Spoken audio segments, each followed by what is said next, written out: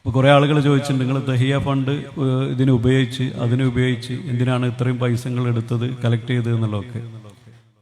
അതൊക്കെ ആ ഒരു 4 ദിവസം കൊണ്ട് ആ ചോദിച്ച ആളുകളുടെയൊക്കെ മനസ്സൊക്കെ മാറും. അപ്പം ഇത് ഒരു വലിയ പരിപാടിയാക്കിയിട്ട് മാത്രമുള്ള ഒരു സംഭവമല്ല. പുതിയ തലമുറയൊക്കെ കാണുമ്പോൾ തന്നെ അതിൽ മാറ്റങ്ങൾ വരും. അതുപോലെ തന്നെ അല്ലാഹു സുബ്ഹാനഹു വ തആല ആ മണ്ണൊരുക്കി തെരുമാറാകട്ടെ. അതുപോലെ ആ കൂട്ടായ്മ, അതിൻ്റെ സൗകര്യങ്ങൾ കാണാനും അവിടുത്തെ അത്ഭുതങ്ങൾ കാണാനും മാത്രമല്ല അവിടെ പോകുന്നത്, മഹാന്മാരായിട്ടുള്ള അള്ളാഹുവിനോടൊക്കെ ഏറ്റവും അടുത്തിട്ടുള്ള മുഷാവറ പണ്ഡിതന്മാരെ ഒരുമിച്ച് കാണാനും. കുറേ പണ്ഡിതന്മാരെ കാണും, മുഷാവറിൻ്റെ പണ്ഡിതന്മാരല്ലാതെയും ഉള്ള കുറേ പണ്ഡിതന്മാർ. അപ്പോൾ അവരൊക്കെ കൂടെ ആ ദുആയിലും മജ്ലിസിലും എല്ലാത്തിലും പങ്കെടുക്കുമ്പോൾ തീർച്ചയായിട്ടും നമ്മുടെ പ്രാർത്ഥനയ്ക്ക് ഉത്തരം കിട്ടുമെന്നുള്ള യാതൊരു സംശയവുമില്ല. അവിടുന്ന് നമുക്ക് ഉത്തരം കിട്ടില്ലെങ്കിൽ പിന്നെ അവിടുന്ന് ഉത്തരം കിട്ടില്ല.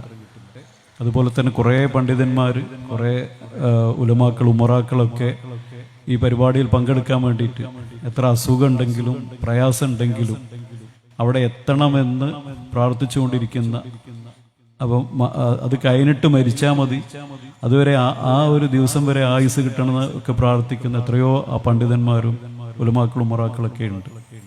അള്ളാഹു അവർക്കൊക്കെ അവിടെ പങ്കെടുക്കാനുള്ള അവരുടെ ആ വലിയ ഭാഗ്യം അവർക്ക് നൽകി അനുഗ്രഹിക്കുമാറാകട്ടെ. അതുപോലെ നമുക്കറിയാം, രോഗികളായിട്ടുള്ള ആളുകളൊക്കെ ചിലപ്പോൾ നമ്മൾ അവിടെ പോകുമ്പോൾ കാണാൻ പറ്റും, വീൽ ചെയറിലും അതുപോലെ തന്നെ മറ്റുമൊക്കെ അങ്ങനെയുള്ള അവസ്ഥയുള്ള ആളുകളൊക്കെ ചിലപ്പോൾ അവിടെ വരും.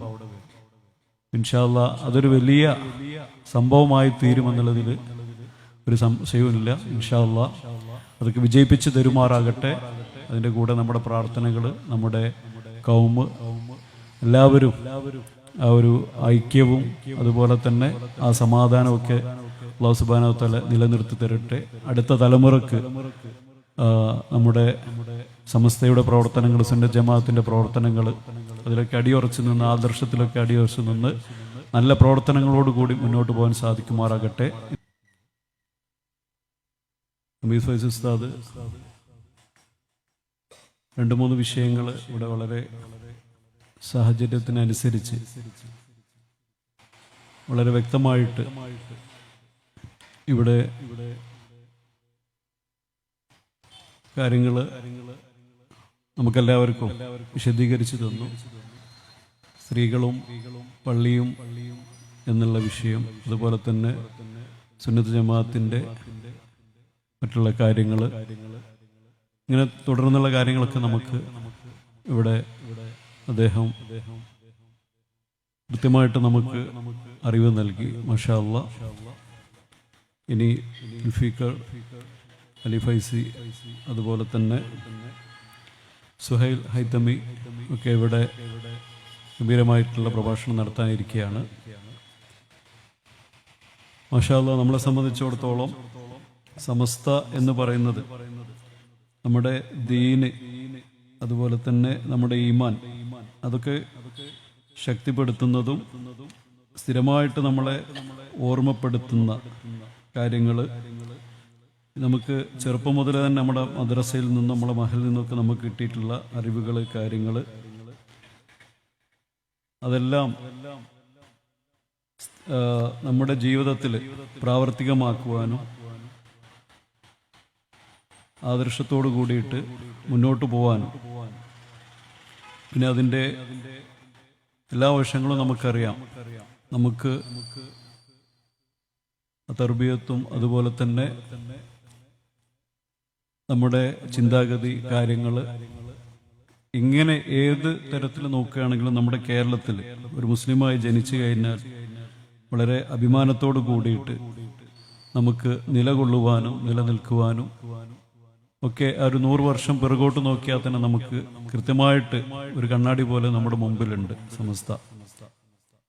ഒരു വിദേശമില്ല, എല്ലാ ഇടങ്ങളിലും സമാധാനത്തിൻ്റെ വക്താക്കളായിട്ടുള്ള ആളുകളായിരിക്കും സമസ്തയുടെ ഓരോ പ്രവർത്തകന്മാരും, അല്ലെങ്കിൽ അതുമായി ബന്ധപ്പെട്ട ആളുകൾ. നമ്മൾ പരീക്ഷിച്ച് ചെയ്യാനാണ് നമുക്കറിയാൻ പറ്റും. നമ്മൾ പറയാറുണ്ടല്ലോ, അമേരിക്ക അതുപോലെ വലിയ വലിയ ലാബിൽ ഇങ്ങനെ ടെസ്റ്റിന് കൊണ്ടുപോയിട്ട് ടെസ്റ്റ് ചെയ്തിട്ട് പിന്നെ അവരൊരു സർട്ടിഫിക്കറ്റ് തരും. അപ്പോൾ സമസ്തയുമായി ബന്ധപ്പെട്ടിട്ടുള്ള മദ്രസയിൽ പഠിച്ചിട്ടുള്ള അല്ലെങ്കിൽ ഇപ്പോൾ അതിൻ്റെ ഭാഗമായിട്ട് നിൽക്കുന്ന ആളുകളെ എടുത്ത് ഒരു 10 ആളുകളെ എടുത്താൽ 10 ജില്ലകളിൽ നിന്ന് എടുത്താൽ തന്നെ കൃത്യമായിട്ട് അറിയാൻ പറ്റും ആ നാട്ടിൽ അവരുടെ പ്രവർത്തനം എന്താണ്. വളരെ ശാന്തമായിട്ടുള്ള ഒതുങ്ങി ജീവിക്കുന്ന എല്ലാവർക്കും ആക്സസ് ഉള്ള ഒരു പ്രവേശിക്കാനും അതുപോലെ തന്നെ തുറന്ന മനസ്സുള്ള വാതിലുകളൊക്കെ തുറന്നിടുന്ന തരത്തിലുള്ള ആ നാടിൻ്റെ ഒരു ഭാഗമായിട്ട്. അപ്പോൾ ഇങ്ങനെ ഒരു സംവിധാനം അത് നമ്മുടെ മലബാറാവട്ടെ, ഇനി തെക്കൻ ജില്ലയിലുള്ള സമസ്തക്കാരാവട്ടെ, കന്യാകുമാരിയിലുള്ള അല്ലെങ്കിൽ ഗൂഡല്ലൂരുള്ള അല്ലെങ്കിൽ മംഗലാപുരം ദക്ഷിണ കന്നഡയിലുള്ള എവിടെ നോക്കിക്കഴിഞ്ഞാലും വളരെ ശാന്തമായിട്ട് സമാധാനമായിട്ട് ചെറിയ ജോലിയും അല്ലെങ്കിൽ കച്ചവടമൊക്കെ ആയിട്ട് ഇങ്ങനെ ഒതുങ്ങിക്കൂടി ആ മഹലിൽ മദ്രസയും മഹലിൻ്റെ കാര്യങ്ങളും നോക്കി നടക്കുന്ന ആളുകളായിരിക്കും. അതുപോലെ തന്നെ കുടുംബത്തിൻ്റെ വിഷയത്തിലൊക്കെ വളരെ സ്ട്രിക്റ്റ് ആയിട്ടുള്ള. അപ്പോൾ നമ്മൾ കൂടുതലായിട്ടുള്ള വലിയ വികാരജീവികളായിട്ട് അല്ലെങ്കിൽ എന്തെങ്കിലും ഒരു വിഷയം വരുമ്പോൾ നമ്മൾ അങ്ങനെ ചെയ്യണം ഇങ്ങനെ ചെയ്യണമെന്നുള്ള ഒരു സ്വന്തം ഒരു തീരുമാനമെടുക്കുന്ന ആളുകളല്ല. എന്തൊരു വിഷയം വന്നാലും അത് നമ്മുടെ പണ്ഡിതന്മാർ പറയട്ടെ അല്ലെങ്കിൽ സമസ്തയുടെ മുഷാവറ പറയട്ടെ എന്ന് അതിനു വേണ്ടിയിട്ട് കാത്തു നിൽക്കുന്ന. അപ്പം ഇതൊന്നും ഒരു ദിവസം കൊണ്ട് 2 ദിവസം കൊണ്ട് ഉണ്ടായ ഒരു സംവിധാനമല്ല നമുക്കറിയാം. അപ്പോൾ നമുക്ക് നമ്മുടെ കേരളത്തിലുള്ള മുസ്ലിങ്ങളോടോ അല്ലെങ്കിൽ മറ്റു സമുദായത്തിൽപ്പെട്ട ആളുകളോടോ നമുക്ക് പ്രത്യേകം സമസ്ത എന്താണ് എങ്ങനെയാണ് എന്നുള്ളത് പറഞ്ഞ് ബോധ്യപ്പെടുത്തേണ്ട ആവശ്യകത നമുക്കില്ല. ജിഫ്രി തങ്ങളുടെ ജാഥ നടക്കുമ്പോൾ തന്നെ, കന്യാകുമാരിയിൽ നിന്ന് നടക്കുമ്പോൾ തന്നെ അത് ഏറ്റവും കൂടുതൽ അതിൻ്റെ വാർത്തകൾ അല്ലെങ്കിൽ അതിൻ്റെ വീഡിയോ ലൈവ് അതൊക്കെ അനേകം മുസ്ലിങ്ങളായിട്ടുള്ള ആളുകൾ കണ്ടിട്ടുണ്ട്. ആ പരിപാടിയെക്കുറിച്ച് അവർ ചർച്ച ചെയ്തിട്ടുണ്ട്. അപ്പം ഇത് ഏത് സമസ്തയാണ്, ഇതെങ്ങനെയാണ്, എന്താണ് എന്നുള്ളതൊക്കെ അവർ തന്നെ ചർച്ച ചെയ്യുന്നതാണ്. അതുപോലെ തന്നെ നമ്മുടെ ജാഥയുമായി ബന്ധപ്പെട്ട് അതിനുള്ള സഹായങ്ങളും മറ്റുള്ള കാര്യങ്ങളൊക്കെ അറേഞ്ച് ചെയ്യാനൊക്കെ എല്ലാവരും സഹകരിച്ചിട്ടുണ്ട്.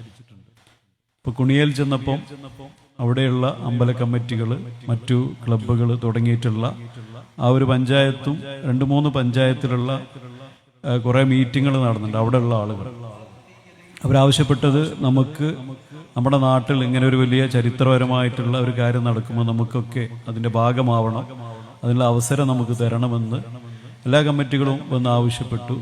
അവർക്ക് എല്ലാ തരത്തിലും ഇടപെടാനുള്ള അവർ ഡ്യൂട്ടികൾ അവർക്ക് കൊടുത്തു. അപ്പോൾ അവരെ പറഞ്ഞതെന്ന് വെച്ചാൽ അവർ ഓരോ വീടുകളും 4 ദിവസവും വീടിൻ്റെ ഗേറ്റൊക്കെ തുറന്നിടും. അതുപോലെ തന്നെ അവർക്ക് വേണ്ട ഭക്ഷണമോ വെള്ളമോ എന്താണെന്ന് വെച്ചാൽ എല്ലാ കാര്യങ്ങളും അവിടെ അവർ ഏറ്റെടുത്തിട്ടുണ്ട്. അപ്പം ഇതിൻ്റെ കാരണം ഇത് സമസ്ത എന്നുള്ളൊരു ബ്രാൻഡ് ആയതുകൊണ്ടാണ്. ഇപ്പം നമ്മൾ സമസ്തൻ്റെ എന്തെങ്കിലും ഒരു വാർത്ത ഏതെങ്കിലും പത്രത്തിൽ കൊടുക്കുമ്പോൾ അത് സമസ്ത എന്നുള്ള ആ ഒരു ലെറ്റർ പേഡ് മതി. അത് പിന്നെ അവിടെ അവർക്ക് ചിന്തിക്കാനും അന്വേഷിക്കാനും ഒന്നുമില്ല. പക്ഷെ മറ്റുള്ള സംഘടനകൾ അവരുടെ വാർത്തകളും മറ്റും കൊടുക്കുമ്പം അത് 100 വട്ടം അന്വേഷിച്ച് അവസാനമാണ് അത് വാർത്തയാക്കി കൊടുക്കുകയുള്ളൂ. അപ്പോൾ അതൊരു പോലീസ് സ്റ്റേഷനാവട്ടെ അല്ലെങ്കിൽ ഒരു പഞ്ചായത്തുള്ള വിഷയമാവട്ടെ അല്ലെങ്കിൽ മദ്രസ ബന്ധപ്പെട്ടിട്ടുള്ള കാര്യങ്ങളാവട്ടെ, ഇതൊക്കെ സമസ്തൻ്റെ ആളുകളാണെങ്കിൽ പിന്നെ പ്രത്യേകിച്ച് നോക്കേണ്ട ആവശ്യമില്ല. ഇനിയിപ്പോൾ ഒരു ഇതുപോലെയുള്ള ഒരു ചെറിയ സമ്മേളനമാണെങ്കിലും അതിന് പെർമിഷൻ കിട്ടേണ്ട കാര്യങ്ങളോ അല്ലെങ്കിൽ ഒരു 10 മണിക്ക് കൂടുതൽ അത് നീണ്ടുപോയാലും അതിലൊന്നും ഒരു പോലീസ് മറ്റുള്ള ഇടപെട്ടിട്ടുള്ള ഒരു പ്രത്യേകിച്ചുള്ള ഇടപെടലൊന്നും ഉണ്ടാവാറില്ല. ഇതൊക്കെ ഒരു പാരമ്പര്യമായിട്ട് ആളുകളുടെ ഇതിൽ നമ്മൾ ലയിച്ച് പോയിട്ടുള്ളൊരു കാര്യമാണ്. ഇപ്പം നമ്മളായിട്ടുണ്ടാക്കിയെടുത്ത ഒരു സിസ്റ്റമോ കാര്യമല്ല. നമ്മൾ മനസ്സിലാക്കേണ്ടത് നമ്മുടെ ഒരു 100 വർഷമായിട്ട് ഈ കേരള ജനതയെ ഈ എല്ലാ നിലക്കും ഈ നാടുമായി നമുക്ക് എല്ലാ നിലക്കും യോജിച്ച് അതിൻ്റെ നമ്മൾ പാകപ്പെടുത്തിയെടുത്തത് പ്രോഗ്രാം ചെയ്തെടുത്തിരിക്കുകയാണ്. അതാത് കാലഘട്ടത്തിലുള്ള മുഷാവറയിലുള്ള മഹാന്മാരായിട്ടുള്ള പണ്ഡിതന്മാർ അവരുടെ ദീർഘവീക്ഷണവും എല്ലാം എങ്ങനെ നമ്മൾ നോക്കിക്കഴിഞ്ഞാലും അതിലൊക്കെ കറാമത്തിൻ്റെ ഒരു വലിയ വലിയ സംഭവങ്ങളാണ് നടന്നിട്ടുള്ളത്. ഇപ്പം നമ്മളൊരു 10 വർഷം പിറകോട്ട് നോക്കുകയാണെങ്കിൽ നമ്മൾ കർണാടക, അങ്ങനെ തെലുങ്കാന തുടങ്ങിയിട്ടുള്ള സൗത്ത് ഇന്ത്യ, അതുപോലെ തന്നെ നോർത്ത്, ഇവിടെയൊക്കെ നമ്മുടെ കുറേ സ്ഥാപനങ്ങളും അതിൻ്റെയൊക്കെ പ്രവർത്തനങ്ങളും കാര്യങ്ങളൊക്കെയുണ്ട്. അത് ഈ കാലഘട്ടത്തിൽ അത് വളരെ കഷ്ടപ്പെട്ടിട്ടാണ് അവിടെയൊക്കെ അത് പ്രവർത്തിച്ചു പോകുന്നത്. എല്ലാ സൗകര്യങ്ങളും കാര്യങ്ങളും ഉണ്ടായിട്ട് നമുക്ക് ഫ്ലൈറ്റ് ഉണ്ട്, അതുപോലെ തന്നെ ട്രെയിൻ ഉണ്ട്, അതുപോലെ തന്നെ ഫണ്ടുകൾ വിദേശത്തു നിന്നും നാട്ടിൽ നിന്നൊക്കെ നമ്മൾ മഹലിൽ നിന്നൊക്കെ പിരിച്ചു കഴിഞ്ഞാൽ ആ സ്ഥാപനവും കാര്യങ്ങളൊക്കെ നടത്താനുള്ള കാര്യങ്ങൾ നമുക്ക് കിട്ടും. പക്ഷേ നമ്മുടെ ഈ മോങ്ങത്തുള്ള പള്ളികളാവട്ടെ, മഹല്ലുകളാവട്ടെ, മദ്രസകളാവട്ടെ, അതിവിടെ തുടക്കം കുറിച്ച ഡേറ്റും അതിൻ്റെ ആ ബൈലോ അല്ലെങ്കിൽ അതിൻ്റെ രജിസ്ട്രേഷനും ഒക്കെ നോക്കിയാൽ അതേ സമയത്ത് തന്നെ നമ്മൾ മംഗലാപുരം, ചിക്മംഗ്ലൂരാവട്ടെ, അല്ലെങ്കിൽ മംഗലാപുരം എന്ന് പറഞ്ഞാൽ തന്നെ മലപ്പുറം ജില്ലേനെ പോലെ തന്നെ വലിയൊരു ജില്ലയാണ്. നമ്മൾ മംഗലാപുരം എത്തി അവിടുന്ന് കുറേ കിലോമീറ്റർ പോയാലും അത് 1-2 ജില്ല നമ്മൾ പാസ് ചെയ്താലും നമുക്ക് സമസ്തന്റെ ഈ മോങ്ങത്ത് കാണുന്ന മോങ്ങത്തുള്ള മദ്രസമ്മൽ SKJM അതിൻ്റെ രജിസ്റ്റർ കാര്യങ്ങളൊക്കെ ഉള്ളതുപോലെ തന്നെ അവിടെയും ഇതേ ഏകദേശം അതേ വർഷത്തിൽ തന്നെ 400 കിലോമീറ്റർ അല്ലെങ്കിൽ 300 കിലോമീറ്റർ അപ്പുറം ഇതേ സംവിധാനം അവിടെ ഉണ്ട്. അതുപോലെ കന്യാകുമാരി പോയി കഴിഞ്ഞാൽ തിരുവനന്തപുരത്ത് നിന്ന് ഒരു 100 കിലോമീറ്റർ അങ്ങോട്ടുണ്ട്. അപ്പോൾ അവിടെയൊക്കെ പോകുമ്പോൾ നമ്മൾ അവിടുത്തെ പള്ളികളിലൊക്കെ കയറിയാൽ ഏകദേശം ഇതേ സമയത്ത് തന്നെ തിരുവനന്തപുരം, ഭീമാപ്പള്ളി, അങ്ങനെ തുടങ്ങിയിട്ടുള്ള ആ ഭാഗങ്ങൾ കൃത്യമായിട്ടുള്ള തമിഴ്നാടാണ്. നമ്മൾ ചെന്നൈയിൽ പോകുന്നത് പോലെ തന്നെ അവിടുത്തെ പ്രദേശവും ആളുകളും ആളുകളുടെ വസ്ത്രധാരണയും സംസാരമൊക്കെ പക്ക തമിഴ് സംസാരിക്കുന്നതാണ്. അവിടെ നമ്മുടെ സ്ഥാപനങ്ങൾ, പള്ളികൾ, മഹലൊക്കെ കാണാം. അതിൻ്റെയൊക്കെ ആ രജിസ്ട്രേഷൻ കാര്യമൊക്കെ നോക്കിയാൽ ഏകദേശം ഒരേ സമയമാണ്. ഇപ്പോൾ ഗൂഡല്ലൂരിൻ്റെ അപ്പുറമാവട്ടെ, അല്ലെങ്കിൽ തൃശ്ശൂർ ജില്ലേൻ്റെ ഒക്കെ ഉൾഭാഗങ്ങൾ, പാലക്കാട് ജില്ലേൻ്റെ പല ഭാഗങ്ങളും. അപ്പം ഇങ്ങനെ നമ്മൾ മാപ്പ് നോക്കിയിട്ട് നമ്മൾ ഓരോ സ്ഥലത്ത് എത്തിക്കഴിഞ്ഞാലും അവിടെയൊക്കെ ഇവിടുത്തെ മഹലിൽ 80-ാം വാർഷികവും അല്ലെങ്കിൽ 85-ാം വാർഷികമൊക്കെ നടത്തുന്ന മഹലുകളുണ്ട്. അവിടെകളൊക്കെ അതുപോലെ തന്നെയാണ്. അപ്പം നമുക്ക് ഒരു ഇത്രയും കാലഘട്ടം മുമ്പ്, ഇത്രയും വർഷം മുമ്പ് എങ്ങനെയാണ് അവിടെയൊക്കെ മഹല്ലുകൾ ഉണ്ടായി? ഒരു മഹൽ ഉണ്ടാവണമെന്നുണ്ടെങ്കിൽ ആദ്യം എത്ര ഒരു 10-40 വീട്, ഒരു 10-40 അല്ലെങ്കിൽ അതിൽ കൂടുതൽ വീടുകൾ വേണം.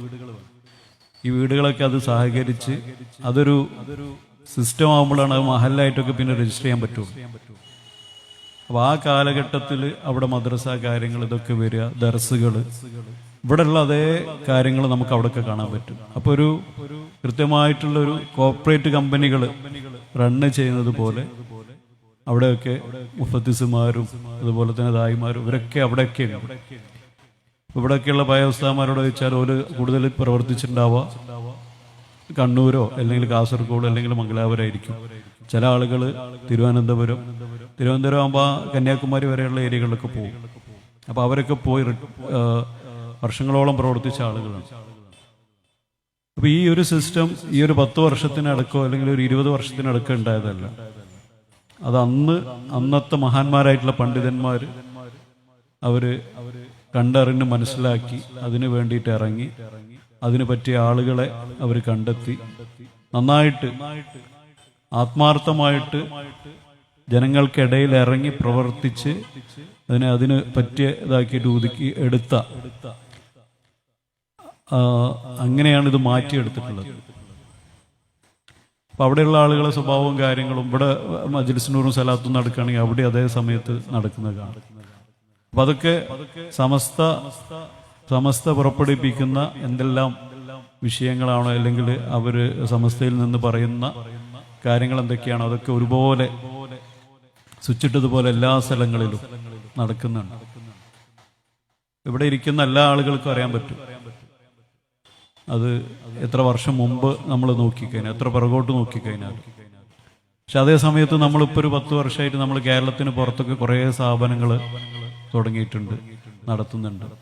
പക്ഷെ അവിടെ ഒന്നും ആ ഒരു ഇത് നമുക്ക് കാണാൻ സാധിക്കില്ല. അപ്പൊ നമ്മളാണെങ്കിൽ ഈ നൂറ്റാണ്ടിൽ നമുക്ക് എന്തുകൊണ്ട് അതിനേക്കാൾ ഒരു 100 ഇരട്ടി സൗകര്യങ്ങൾ നമുക്കുണ്ട്, അല്ലെ 100-ൽ കൂടുതൽ ഇരട്ടി എല്ലാ സൗകര്യങ്ങളും ഉണ്ട്. പക്ഷെ നമുക്ക് ആ ഒരു ഇതിലേക്ക് എത്തിപ്പെടാൻ പറ്റുന്നില്ല. അപ്പൊ ആ കാലഘട്ടത്തിലുള്ള ആളുകളുടെ ഈമാനും അതുപോലെ തന്നെ ദീർഘവീക്ഷണവും, അപ്പം അത്രയും പിറകോട്ട് അല്ലെങ്കിൽ മതപരമായിട്ടോ മറ്റോ ഒന്നും അറിയാത്ത ആളുകളെ അവരെ ഇതിന്റെ ബാലപാഠം പഠിപ്പിച്ച് മനസ്സിലാക്കി കൊണ്ടുവന്ന് ഒരു യഥാർത്ഥ മുസ്ലിമാക്കി കൊണ്ടുവന്ന ആ ഒരു ദൈവാപ്രവർത്തനങ്ങൾ എത്രത്തോളം നടത്തിയിട്ടുണ്ടാവും.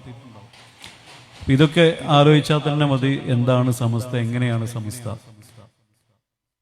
ഇപ്പോൾ കുറെ വിധേയ പ്രസ്ഥാനക്കാരവരൊക്കെ നമുക്ക് മുമ്പിൽ പല വിഷയങ്ങളായിട്ട് അവർ വരുന്നുണ്ട്.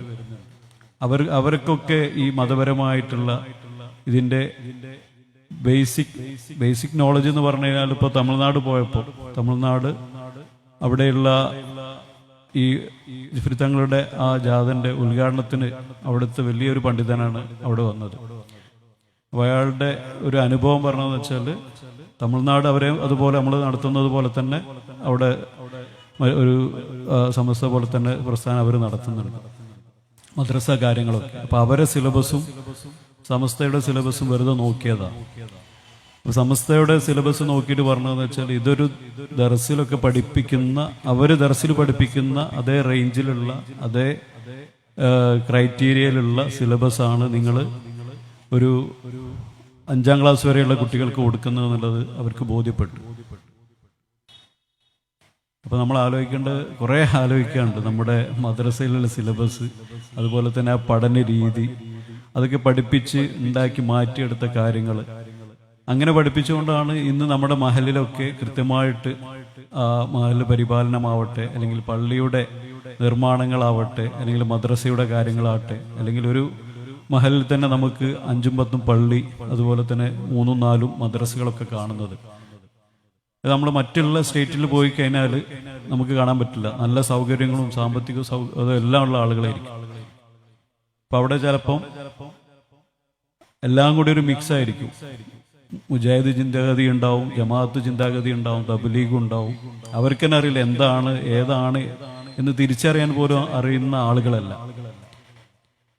അപ്പൊ ഇവിടെ കൂടുതലായിട്ട് നമ്മൾ ദീനിനെ പഠിക്കുകയും മനസ്സിലാക്കുകയും ഇതിൻ്റെയൊക്കെ വ്യത്യാസങ്ങൾ മനസ്സിലാക്കുവാനും നമ്മൾ അതിന് പ്രാപ്തരാക്കി എടുത്തിട്ടുണ്ട്. അപ്പോൾ പ്രത്യേകിച്ച് നമുക്കിവിടെ ഒരു കൂടുതലായിട്ട് ദീൻ പഠിപ്പിക്കേണ്ട ആവശ്യമില്ല. ഇപ്പം നമ്മുടെ സഹോദരിമാരാവട്ടെ, നമ്മുടെ ഉമ്മമാരാവട്ടെ, അവരോടൊന്നും പറയേണ്ട ആവശ്യമില്ല. അവർക്ക് കൃത്യമായിട്ട് എല്ലാ കാര്യങ്ങളും, അവരുടെ ഇബാദത്താവട്ടെ, മറ്റ് ദിക്റുകൾ, സലാത്തുകൾ, അതുപോലെ തന്നെ പ്രധാന ദിവസങ്ങൾ, അപ്പം അവർക്ക് കൂടുതലായിട്ട് ഈ ഇബാദത്ത് ചെയ്യുവാനും വേണ്ടിയിട്ടൊക്കെ സമയം കണ്ടെത്തി പ്രവർത്തിക്കുന്ന ആളുകൾ. അവരാണ് നമ്മുടെ മക്കളെയും ആങ്ങളമാരെയും നമ്മുടെ ഭർത്താക്കന്മാരെയും എല്ലാവരെയും ഇതിന് ഓർമ്മപ്പെടുത്തുന്നതും, അല്ലെങ്കിൽ അവരെയൊക്കെ നിർബന്ധിക്കുന്നതും പള്ളിയിലേക്ക് വിടാനും പള്ളിയിൽ പോകാനും മറ്റുള്ളതൊക്കെ ചെയ്യാൻ വേണ്ടിയിട്ട് അവരുടെ ഒരു വലിയൊരു പ്രശ്നം. ഇങ്ങനെ കുടുംബപരമായിട്ട് നമ്മൾ ഇതിന്റെ ഭാഗമായി നല്ല രീതിയിൽ പ്രവർത്തിച്ചു പോകുന്നുണ്ട്. അപ്പൊ ഈ ഒരു അച്ചടക്കത്തോട് കൂടിയിട്ടുള്ള ആ ഒരു രീതി, കാര്യങ്ങൾ, ഇതൊന്നും ലോകത്തിൽ എവിടെയും നമുക്ക് കണ്ടെത്താൻ സാധിക്കില്ല. കുറെ അറിയപ്പെട്ട സ്ഥലങ്ങൾ നമുക്കറിയാം, അവിടെ കുറെ ആളുകൾ പോകുന്നുണ്ട്, പഠിക്കുന്നുണ്ട്, ഒക്കെ ഉണ്ട്. പക്ഷെ ഇങ്ങനെ ഒരു രീതിയോ സിസ്റ്റം നമുക്ക് കാണാൻ പറ്റില്ല. അത്രത്തോളം പണ്ഡിതന്മാരുള്ള ഒരു രാജ്യം നമുക്ക് കാണാൻ സാധിക്കില്ല. നമ്മൾ എല്ലാ രാജ്യത്തിൻ്റെയും കഴിഞ്ഞ ഒരു 10 വർഷമായിട്ടുള്ള, അല്ലെങ്കിൽ ഈ ഒരു വർഷത്തെ ഒരു റേഷ്യോ എടുത്താൽ വലിയ ശതമാനം യുവാക്കൾ, പണ്ഡിതന്മാരായിട്ടുള്ള യുവാക്കൾ, പഠിച്ചുകൊണ്ടിരിക്കുന്ന യുവാക്കൾ, അല്ലെങ്കിൽ പള്ളിയിൽ ജമാഅത്തിന് പോകുന്ന, അല്ലെങ്കിൽ ഇതുപോലെയുള്ള ക്ലാസ്സിനും മറ്റുള്ളതിനൊക്കെ പോകുന്ന, ഇതെല്ലാം നമ്മൾ നോക്കിക്കഴിഞ്ഞാൽ ഏറ്റവും ലോകത്തിൽ തന്നെ ഏറ്റവും മുൻനിരയിൽ ഉണ്ടാവുന്ന നമ്മളായിരിക്കും. അങ്ങനെയുള്ള കണക്കെടുപ്പോ ഡാറ്റ ഒന്നും നടക്കാത്തത് കൊണ്ട് നമ്മളൊരു നാടന്മാരായിട്ട് നമ്മളെ കാണുന്നു എന്ന് മാത്രമേ. അപ്പോൾ ഇൻഷാ അല്ലാഹ് നമ്മുടെ സമസ്തയുടെ 100ാം വാർഷിക പരിപാടി കുണിയയിൽ അത് വളരെ ഗംഭീരമായിട്ട്, കാരണം 100 വർഷമായിട്ട് നമുക്ക് ഒരു വലിയ സർപ്രൈസ് അല്ലെങ്കിൽ വലിയൊരു സമ്മാനമായിട്ട് അവിടെ ഒരുങ്ങാനിരിക്കുകയാണ്. അതിൻ്റെ എല്ലാ പ്രവർത്തനങ്ങളും കഴിഞ്ഞു. അതുപോലെ തന്നെ 3-4 മാസമായിട്ട് ഓരോ മഹലുകളിലും ഓരോ യൂണിറ്റുകളിലും ഒക്കെ നമ്മുടെ വാർഷികവുമായി ബന്ധപ്പെട്ടിട്ടുള്ള കാര്യങ്ങൾ, അതുപോലെ തന്നെ തഹിയ ഫണ്ടിൻ്റെ വിഷയം, അതുപോലെ തന്നെ 15 പ്രൊജക്റ്റുകൾ, അടുത്ത പുതിയ തലമുറക്ക് കൈമാറുന്ന 15 പ്രൊജക്റ്റുകൾ, ഇങ്ങനെ തുടങ്ങിയിട്ടുള്ള അതിൻ്റെയൊക്കെ മീറ്റിംഗ് കാര്യങ്ങളൊക്കെ നടക്കുന്നുണ്ട്. അതുപോലെ തന്നെ ദായിമാർക്കുള്ള ക്യാമ്പുകൾ, പ്രീ ക്യാമ്പ് ഇപ്പം ഏകദേശം തീരാനായി. അപ്പോൾ 10,000-ഓളം ദായിമാരെ പ്രസന്റ് ചെയ്യുക എന്നുള്ളതാണ്. അപ്പോൾ ക്യാമ്പ് തന്നെ ഒരു 3 ദിവസത്തെ ക്യാമ്പ് അവിടെ നടക്കാനിരിക്കുകയാണ്. പിന്നെ ഞാൻ കുണിയിൽ പോയപ്പോൾ ആ സ്ഥാപനം കണ്ടപ്പോൾ തന്നെ എനിക്ക് അത്ഭുതമായി. ഇങ്ങനത്തെ ഒരു സ്ഥാപനം, ഒരു കോളേജ് കാര്യമൊന്നും നമ്മുടെ കേരളത്തിലില്ല. കർണാടകയിലൊക്കെ പല ഭാഗങ്ങളിൽ കണ്ടിട്ടുണ്ട്. പിന്നെ അത് ഹൈവേയിൽ തന്നെയാണ്. ഒരു ഭാഗം കാസർഗോഡും അത് ഒരു ഭാഗം കാനങ്ങാടിൻ്റെ ഒരു ഭാഗമാണ്. പിന്നെ 2-3 പഞ്ചായത്തിൻ്റെ ഇടയിലാണ് ഇത് നിൽക്കുന്നത്. അപ്പം അവിടെ ക്യാമ്പിന് മാത്രം അവിടെ അവർ സെറ്റ് ചെയ്തിട്ടുള്ളത് ഈ ജർമ്മൻ സിസ്റ്റത്തിലുള്ള, നമ്മളൊക്കെ കാണുന്നത് പോലെ തന്നെ നമ്മുടെ ഇവിടെയൊക്കെ ഉണ്ടാവില്ല എക്സിബിഷനും മറ്റുമൊക്കെ, അതിനൊക്കെ ഉപയോഗിക്കുന്ന വലിയ ടെന്റ്, അതുപോലത്തെ ഒരു 10 ടെന്റാണെന്ന് ഞാൻ മനസ്സിലാക്കുന്നത്. ഒരു ടെന്റിൽ തന്നെ ഒരു 10,000-2,000 ആളുകൾക്ക് നിൽക്കാൻ പറ്റും. എത്ര വെയിലുണ്ടെങ്കിലും അതിൻ്റെ അടിയിൽ നിന്നാൽ തണുപ്പാണ്. അങ്ങനെയുള്ള 10 ഭയങ്കരമായിട്ടുള്ള ഒരു രീതിയിലാണത് സെറ്റാക്കിയിട്ടുള്ളത്. പിന്നെ നമുക്കറിയുന്നത് പോലെ തന്നെ നമ്മളെല്ലാവരും ക്യാമ്പിലേക്ക് രജിസ്റ്റർ ചെയ്തു, 100 രൂപ കൊടുത്ത്. അതുപോലെ തന്നെ QR കോഡ് വെച്ച് നമുക്ക് സീറ്റ് സ്ലോട്ട് കിട്ടുന്നതാണ്. അപ്പം അതിലൊക്കെ 33,000-ഓളം ഈ ക്യാമ്പിലുള്ള സീറ്റാണുള്ളത്, ആളുകൾ ബുക്ക് ചെയ്തിട്ടുള്ളത്. അപ്പം അതൊക്കെ വളരെ ഏറ്റവും സൗകര്യമുള്ള രീതിയിലാണ് അവിടെ ചെയ്തിട്ടുള്ളത്. ക്യാമ്പുകൾ, കാര്യങ്ങൾ, ഭക്ഷണത്തിന് വേണ്ടിയിട്ട് ഒരു 5 ഏക്കർ സ്ഥലം മാറ്റിവെച്ച് അവിടെയാണ് ഭക്ഷണത്തിൻ്റെ കാര്യങ്ങൾ ചെയ്യുന്നത്. പിന്നെ ടോയ്ലറ്റ് സൗകര്യങ്ങൾ, അതുപോലെ തന്നെ ആംബുലൻസ്, രോഗികളായിട്ടുള്ള ആളുകളെ ശുശ്രൂഷിക്കാനുള്ള, അവർക്കുള്ള ഹോസ്പിറ്റലൈസ് ആക്കാനുള്ള കാര്യങ്ങളൊക്കെ, പ്രാഥമികമായിട്ടുള്ള കാര്യങ്ങൾ ചെയ്യാനുള്ള ഒരു കാഷ്വാലിറ്റി രീതിയിലുള്ള ചെറിയൊരു സൗകര്യം അവിടെ ഉണ്ട്. ഇത് അതുപോലെ തന്നെ റോഡും കാര്യം ബ്ലോക്ക് ചെയ്യാതിരിക്കാനും, അതുപോലെ തന്നെ VIP-കൾക്ക് വരാനുള്ള, ഇങ്ങനെ തുടങ്ങിയിട്ടുള്ള നമ്മളെ സമസ്തൻ്റെ പരിപാടികളിൽ നമ്മൾ കാണാത്ത, നമ്മൾ കാര്യമായിട്ട് കണ്ടിട്ടുള്ളത് കോഴിക്കോട് ഉള്ള നമ്മുടെ പൊതുപരിപാടി, ആ കോഴിക്കോട് ബീച്ചിലുള്ള പരിപാടികളായിരിക്കും. പിന്നെ നമ്മൾ കണ്ടിട്ടുണ്ടാവുക പട്ടിക്കാട് ജാമ്യയിലുള്ള പരിപാടികളായിരിക്കും. കോഴിക്കോടൊക്കെ നമ്മൾ എത്തുമ്പോൾ തന്നെ പരിപാടി തീരുന്നുണ്ടാവും. കാരണം ബ്ലോക്ക് വണ്ടികളൊക്കെ നിർത്തി സ്റ്റേജിൻ്റെ അവിടെ എത്തുമ്പോഴത്തിന് പരിപാടി തീർന്നുണ്ടാവും. കുറേ ആൾക്കാർ വരുന്നതും പോകുന്നതും കാണാം. ഇതങ്ങനെയല്ല. ഇത് എത്ര ആളുകൾ വന്നാലും എല്ലാവർക്കും ഇരിക്കാനും, അതുപോലെ തന്നെ ഒരു ബ്ലോക്കൊന്നും ഇല്ലാത്ത രീതിയിൽ അതിന്, കാരണം നമ്മൾ അവിടെ പോയാൽ നമുക്ക് അത്ഭുതം, അവിടെ വന്ന് അത് കാണാം.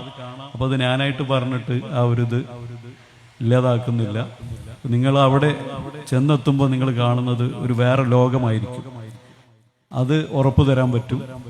അപ്പം ഇതിനൊക്കെ ചുക്കാൻ പിടിച്ചിട്ടുള്ള നമ്മുടെ നേതാക്കന്മാരിൽ ഒരു നേതാവാണ് ഹമീദ് ഫൈസി ഉസ്താദ്. അങ്ങനെ കുറേ ആളുകൾ ഇതിനു വേണ്ടിയിട്ട് രാവും പകലും പ്രവർത്തിക്കുന്നുണ്ട്. വലിയ ചെലവാണെന്നൊക്കെ നമുക്കറിയാം. അപ്പോൾ കുറേ ആളുകൾ ചോദിച്ചിട്ടുണ്ട്, നിങ്ങൾ തഹിയ ഫണ്ട് അതിനുപയോഗിച്ച് എന്തിനാണ് ഇത്രയും പൈസകൾ എടുത്തത്, കളക്ട് ചെയ്തത് എന്നുള്ളതൊക്കെ. അതൊക്കെ ആ ഒരു 4 ദിവസം കൊണ്ട് ആ ചോദിച്ച ആളുകളുടെയൊക്കെ മനസ്സൊക്കെ മാറും. അപ്പം ഇത് ഒരു വലിയ പരിപാടിയാക്കിയിട്ട് മാത്രമുള്ള ഒരു സംഭവമല്ല. പുതിയ തലമുറയൊക്കെ കാണുമ്പോൾ തന്നെ അതിൽ മാറ്റങ്ങൾ വരും. അതുപോലെ തന്നെ അല്ലാഹു സുബ്ഹാനഹു വ തആല ആ മണ്ണൊരുക്കി തരുമാറാകട്ടെ. അതുപോലെ ആ കൂട്ടായ്മ, അത് അതിൻ്റെ സൗകര്യങ്ങൾ കാണാനും അവിടുത്തെ അത്ഭുതങ്ങൾ കാണാനും മാത്രമല്ല, അവിടെ പോകുന്നത്. മഹാന്മാരായിട്ടുള്ള അള്ളാഹുവിനോടൊക്കെ ഏറ്റവും അടുത്തിട്ടുള്ള മുഷാവറ പണ്ഡിതന്മാരെ ഒരുമിച്ച് കാണാനും, കുറേ പണ്ഡിതന്മാരെ കാണും. മുഷാവറിൻ്റെ പണ്ഡിതന്മാരല്ലാതെയും ഉള്ള കുറേ പണ്ഡിതന്മാർ. അപ്പോൾ അവരൊക്കെ കൂടെ ആ ദുആയിലും മജ്ലിസിലും എല്ലാത്തിലും പങ്കെടുക്കുമ്പോൾ തീർച്ചയായിട്ടും നമ്മുടെ പ്രാർത്ഥനയ്ക്ക് ഉത്തരം കിട്ടുമെന്നുള്ള യാതൊരു സംശയവുമില്ല. അവിടുന്ന് നമുക്ക് ഉത്തരം കിട്ടില്ലെങ്കിൽ പിന്നെ അവിടുന്ന് ഉത്തരം കിട്ടില്ല. അങ്ങനെയുള്ള സദസ്സുകളാണ് അവിടെ നിരസാന്നിധ്യമാവാൻ പോകുന്നത്. അപ്പോൾ അതിലേക്ക് നമ്മളെല്ലാവരും നിയത്ത് വെച്ച് അതിന് തയ്യാറാവുക. ഇൻഷാ അല്ലാഹ് അതിൽ പങ്കെടുക്കാനുള്ള ഭാഗ്യം അള്ളാഹു ലഭ്യമാക്കി തരുമാറാകട്ടെ. ഞാൻ മനസ്സിലാക്കുന്നത് നമ്മുടെ കുട്ടികളടക്കം ആ ഒരു 3-4 ദിവസം അവിടെ പങ്കെടുക്കാൻ വേണ്ടിയിട്ട് മത്സരിക്കുകയാണ്. മാതാപിതാക്കളോടൊക്കെ നമ്മുടെ മക്കള് നമ്മളെക്കാളും കൂടുതൽ നിർബന്ധം നമ്മുടെ മദ്രസയിൽ പഠിക്കുന്ന കുട്ടികൾക്കാണ്. അപ്പോൾ അവരെ വരെ അങ്ങോട്ട് കൊണ്ടുപോകുന്ന ഒരു അവസ്ഥയിലാണ് ഇപ്പം മദ്രസയിലുള്ള ഉസ്താദുമാരും മാതാപിതാക്കളൊക്കെ ഉള്ളത്. ഇൻഷാ അല്ലാഹ് നമുക്കെല്ലാവർക്കും ആ ഒരു വലിയ പരിപാടിയിൽ പങ്കെടുക്കുവാൻ, അതിൻ്റെ സുന്നത്ത് കരസ്ഥമാക്കാനൊക്കെ സാധിക്കുമാറാകട്ടെ. അള്ളാഹു പ്രാർത്ഥനകൾ സ്വീകരിക്കുമാറാകട്ടെ. അനേക ആളുകൾ സഹായിച്ചിട്ടുണ്ട്. അതുപോലെ തന്നെ ശാരീരികമായിട്ടും മാനസികമായിട്ടും സാമ്പത്തികമായിട്ടും സഹായിച്ചിട്ടുണ്ട്. ഇവിടെയുള്ള കുറേ ആളുകളൊക്കെ അതിൻ്റെ ഭാഗമായിട്ടുണ്ട്. അള്ളാഹു സുബ്ഹാനഹു വ തആല ഖൈറും ബർക്കത്തും ദാനം ചെയ്യുമാറാകട്ടെ.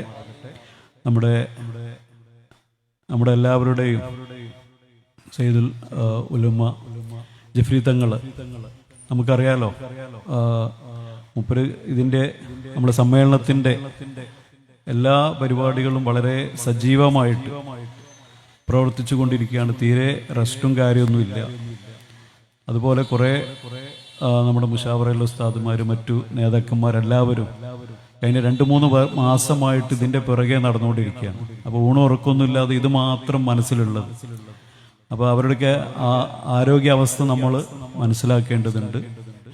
അപ്പം അല്ലാഹു സുബ്ഹാനഹു വ തആല അവർക്കൊക്കെ നല്ല ആരോഗ്യവും ആയുരാരോഗ്യം നൽകി അനുഗ്രഹിക്കുമാറാകട്ടെ. ദീർഘായുസ് നൽകി അനുഗ്രഹിക്കുമാറാകട്ടെ.